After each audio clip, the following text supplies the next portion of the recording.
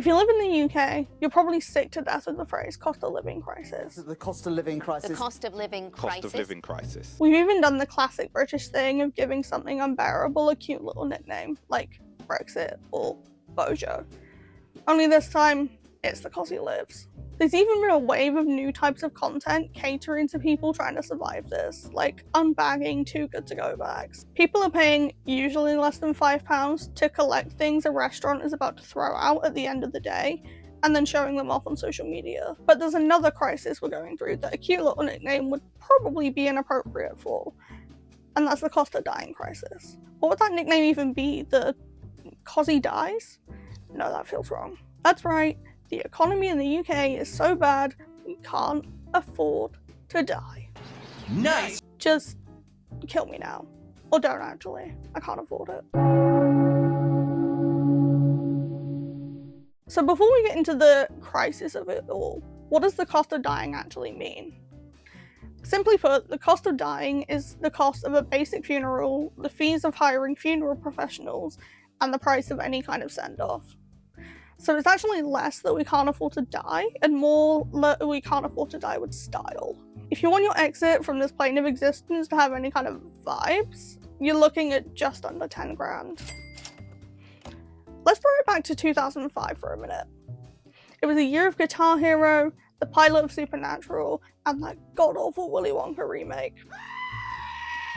Sorry, not sorry for that hot take. In 2005, the cost of dying wasn't even 2 grand. It was cheaper to have a funeral than it was to take a family abroad. The most basic funeral these days cost £4,285, and hiring a professional to deal with all of the organisation is close to £3,000. That's the thing they don't tell you about death.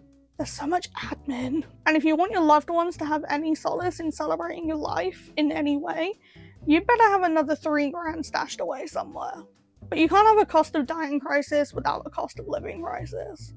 Although these days it feels like it might as well be called the cost of everything crisis. So how did everything become so damn expensive? The term cost of living crisis has actually been around since 2015 and was coined by Labour Party legend Ed Miliband.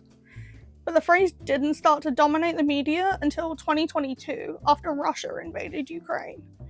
Russia was a huge supplier of oil and gas to many European countries, and we essentially cut ties with them after the invasion. Ukraine was also a huge source of agricultural products for places like the UK, and they obviously couldn't focus on exporting sunflower oil when their country is literally at war. We also have to consider the effects of COVID-19, Brexit, and every other misstep the UK government has taken so far. So with nobody being able to afford to live within their means, let alone die within them, what happens when people can't afford to give their loved ones the send-off they deserve? There's a funeral expenses payment, which you can get from the, bear with me whilst I say this mouthful, bereavement department of the Department of Work and Pensions. But even then, you can only get that if you meet their eligibility criteria. And this is the DWP we're talking about. Getting money out of them is like getting blood from a stone. Or you could crowdfund for it. Crowdfunding pages for funerals are a dime a dozen on places like GoFundMe, but they can be effective, especially if you ask mourners to donate instead of sending flowers or other well wishes. But sometimes these solutions aren't enough, and sacrifices are made, both financial and otherwise. According to SunLife, 33% of people said the cost of living crisis affected how they paid or organised a funeral, and 1 in 5 people said paying for a funeral affected their standard of living. 44% of people reported it having a significant impact on their mental health, and 28% said the same about their physical health. Fun times. With life and death being so expensive, there's a trend that began during the pandemic and is becoming increasingly popular: direct cremation. 1 in 5 people have now organised as direct cremation, and 80% of people have been made aware of the concept when asked. And whilst traditional cremation services are still the most popular, the number of direct cremations has gone from 3% to 20% since 2019. Direct cremation is when you pay a company to cremate someone without any of the usual fanfare. There's no funeral service, and the ashes are literally delivered to your doorstep like they're on Amazon Prime. The good old toast and ghost. I'm so sorry for that joke. Some people do still choose to throw a wake or a celebration of life, which is a lot cheaper than a funeral, but many are opting to do nothing at all, mostly because they can't afford to. For some people, the process has been described as quick and straightforward, and a lot less stressful than organising a traditional service.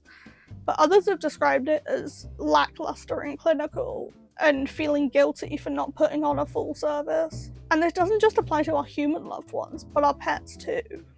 I sadly lost 2 family dogs in 2 years, and the vet fees were so expensive that we couldn't afford to have their ashes returned to us. Whilst this concept is the best way to save money on funeral costs, it's opened a brand new door into the funeral industry: e-commerce. Take a spin, now you're in with the techno set. You're going surfing on the internet.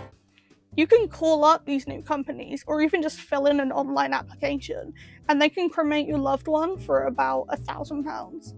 That's a big difference to the 10 grand a traditional funeral can cost you. And while many of these companies offer legitimate services, they don't need to be qualified to set up shop. There's no regulations in the funeral industry.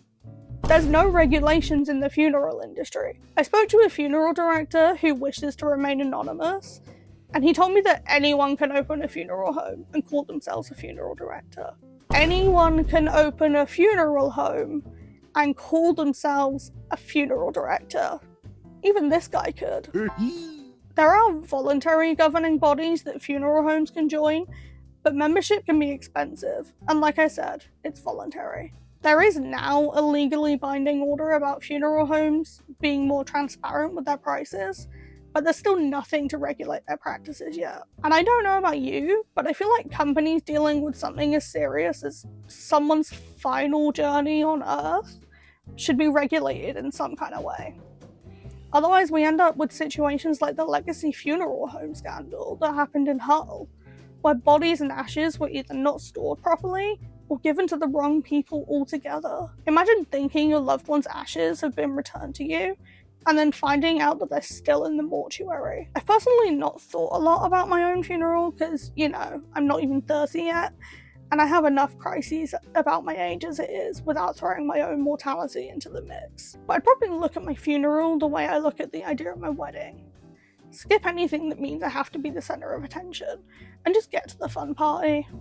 Put the fun in funeral for me. It's the one time I won't get FOMO. All hope is not lost though. Since the situation in Hull, the Ministry of Justice has been making moves to propose regulations for the funeral industry. Legal ones, not voluntary ones. And apparently, inflation in the UK is slowly going down, even if it doesn't feel like it. So who knows?